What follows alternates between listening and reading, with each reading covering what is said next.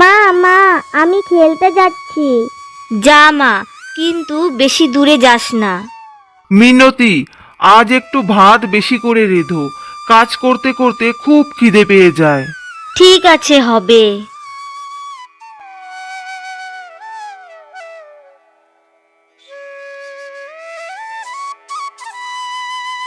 শুনছো, মা এসেছে। মা, তুমি এখানে? মা, আপনি এত দূর থেকে একা এলেন? আগে বসুন মা, আমি জল এনে দিচ্ছি। কেন রে, আসতে পারবো না নাকি? নিজের ছেলের বাড়িতে আসতেও কি তোকে আগে থেকে বলে আসতে হবে? ছোট ছেলের বাড়িতে আর ভালো লাগছিল না, তাই ভাবলাম বৃদ্ধকালের শেষ দিনটা বড় ছেলের বাড়িতেই কাটাবো। না মা, এটা তো খুশির কথা তুমি এসেছো। তুমি আগে বললে আমি গিয়ে নিয়ে আসতাম। তুমি তো জানোই মা আমাদের অবস্থা। জানি জানি, তোর সেই একই কথা, অভাবের সংসার।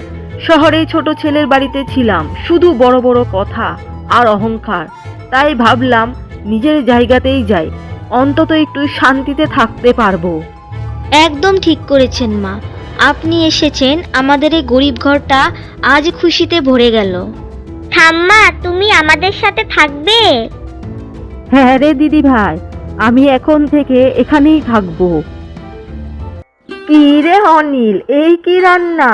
শুধু ডাল আর আলু সেদ্ধ, একটু মাছের ঝোল তরকারি কিছুই কি নেই?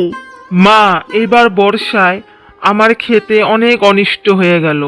আগের জমানো যা চাল ছিল আর টাকা ছিল তাই দিয়েই চলছি মা। তাই বলে শুধু ডাল ভাত দিবি? তোর মা এসেছে দেখেও এক পোয়া মাছও কি জোগাড় করতে পারলি না? তোর দিনখান কি এতটাই খারাপ হয়েছে নাকি? ছোট ছেলের ওখানে তো রোজ মাছ মাংস থাকতো, নানান পদ থাকতো খাবার জন্য।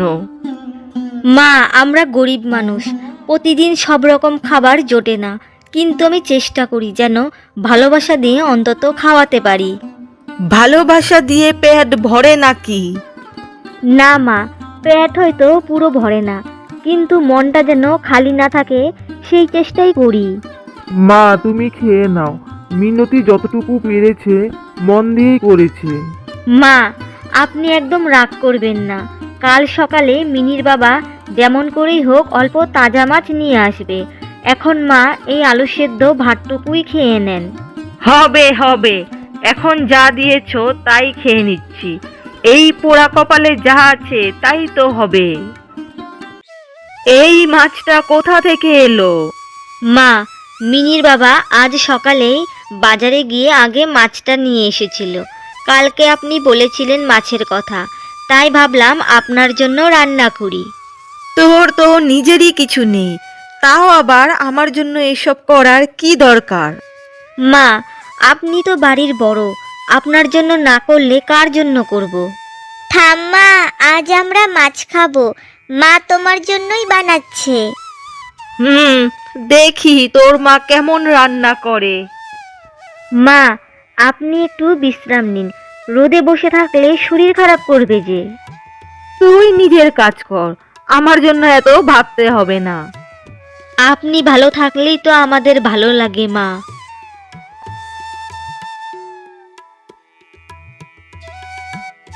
মা, আজ মাছের গন্ধ কত ভালো লাগছে। হ্যাঁ রে, আজ তো আমাদের বাড়িতে রাজকীয় রান্না হয়েছে। রান্নাটা খারাপ হয়নি। ঠাম্মা বলেছে রান্না ভালো হয়েছে। মা, তুমি জিতে গেছো। মা ভালো বললেই তো আমার সব কষ্ট সার্থক। তুই এত কষ্ট করিস কেন বলতো? এই গরিব সংসারে এত কিছুর দরকার কি? সংসার ছোট হোক বা বড়, যদি সবাই মিলে ভালোবাসা দিয়ে থাকি তাহলে কোনো কষ্টই বড় না মা। মা, মিনতি সবসময় এইভাবেই ভাবে, তাই আমাদের সংসার টিকে আছে। এতদিন আমি শুধু দোষী দেখেছি, কিন্তু মেয়েটার ভেতরে এত ভালোবাসা। মিনি, শোন মা। কি মা? ঠাম্মা একা একা বসে আছে, তুই এখন ঠাম্মার কাছে যা তো, গিয়ে একটু আদুরে গলায় বল, ঠাম্মা আজ রাতে মা খিচুড়ি করবে, তুমি তো খিচুড়ি ভালোবাসো, দেখি তোর ঠাম্মা কি বলেন। আচ্ছা মা, আমি এখনই বলছি। ঠাম্মা, কি হলো রে দিদি ভাই? ঠাম্মা, আজ রাতে আমরা খিচুড়ি খাবো। তুমি তো খিচুড়ি খুব ভালোবাসো, তাই না? কে বললো তোকে? মা বলেছে তুমি নাকি খিচুড়ি খুব পছন্দ করো, তাই মা আজ তোমার জন্য খিচুড়ি রান্না করবে। আমি তো কখনো বলিনি, তবু জানে। মা সব জানে ঠাম্মা। মা বলে ঠাম্মা যা ভালোবাসে সেটা রান্না করলে তুমি খুশি হবে। আমি ওকে কত কথা শোনাই, তবু মেয়েটা আমার পছন্দের কথা ভাবে।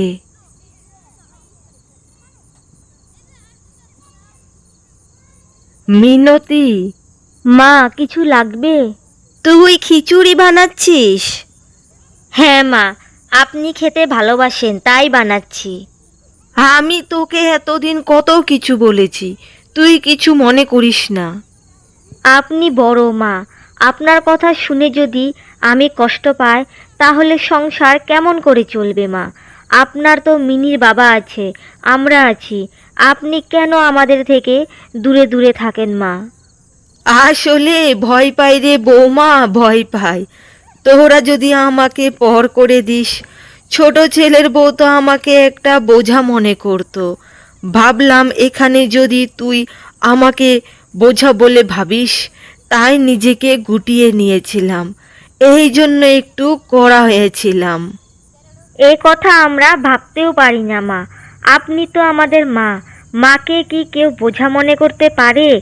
অভাব আমাদের আছে ঠিকই, কিন্তু আপনাকে অসম্মান করার কথা আমি কোনোদিনও ভাবতে পারি না মা।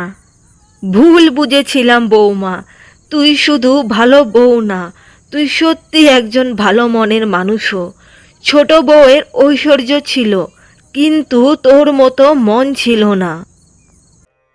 মিনতি, এতদিনে যা চাল আর জমানো টাকা ছিল সব তো শেষ হয়ে আসলো।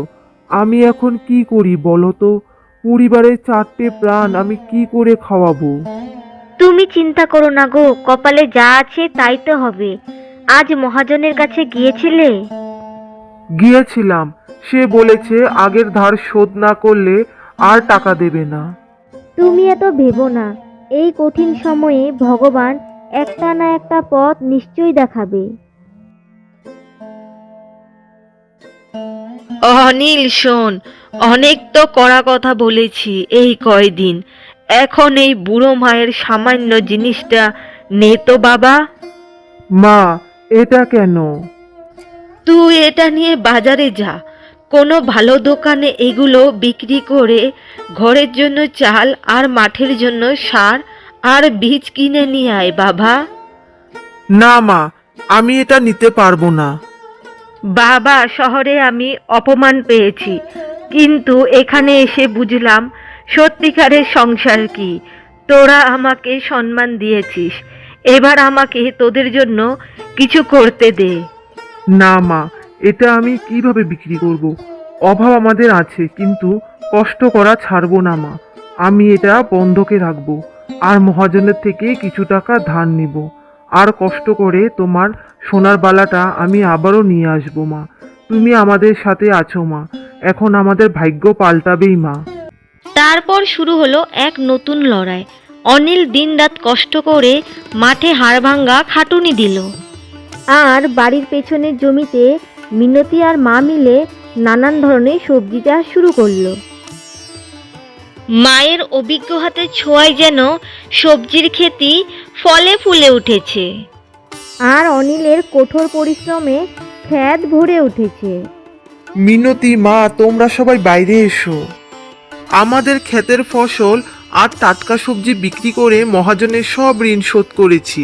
মা, তোমার সোনার চুড়িটাও আমি মহাজনের থেকে নিয়ে এসেছি। শুধু তাই নয়, সবার জন্য নতুন কাপড়ও এনেছি। দেখলি অনিল, এটা আমাদের সবার একসাথে লড়াই আর পরিশ্রম করার ফল। সবাই একসাথে থাকলে আর পরিশ্রম করলে ভগবান ঠিকই শুনে বাবা। মা, আজ আমাদের বাড়িতে যেন উৎসব লেগেছে। বাবা সবার জন্য নতুন কাপড় নিয়ে এসেছে। হ্যাঁ রে মিনি, এই দিনটার জন্যই তো আমরা এত কষ্ট করেছি। কত দুঃখ, কত চিন্তা ছিল। মনে হতো হয়তো আর ভালো দিন আসবে না, কিন্তু আজ দেখ আমাদের ক্ষেত ভরে গেছে, ঘরের টাটকা সবজিতে ফলে ফুলে উঠেছে, আর সবচেয়ে বড় কথা আমাদের সংসারটা আবারও হাসিতে ভরে উঠেছে। সবই তোমার পরিশ্রম, আর মায়ের আশীর্বাদ না থাকলে কিছুই সম্ভব হতো না। হ্যাঁ মা, তোমাকে ছাড়া আমরা কিছুই না। তোমার অভিজ্ঞতা, তোমার আশীর্বাদ এই সংসারে সবচেয়ে বড় শক্তি। না বাবা, এটা আমাদের সবার একসাথে লড়াই করার ফল। তুই পরিশ্রম করেছিস, মিনতি সংসার সামলেছে, আর এই ছোট্ট মিনি আমাদের হাসি এনে দিয়েছে।